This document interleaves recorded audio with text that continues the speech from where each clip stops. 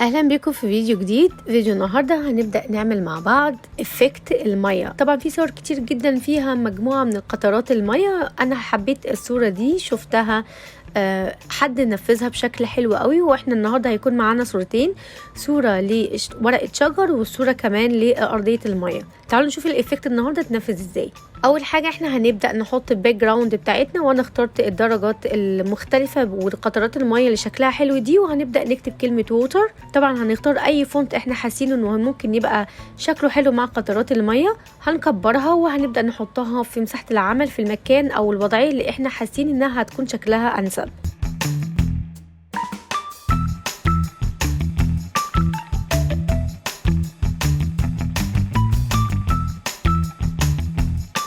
هندخل على لاير ستايل وهنشوف مع بعض السيتنج احنا هننفذه ازاي. طبعا الاعدادات اللي احنا هنعملها في الووتر هنا هتختلف عن الووتر اللي بعدها اللي هي هتكون على ورقة الشجر. خلينا نشوف مع بعض ايه الفرق في الاعدادات ما بين الاتنين.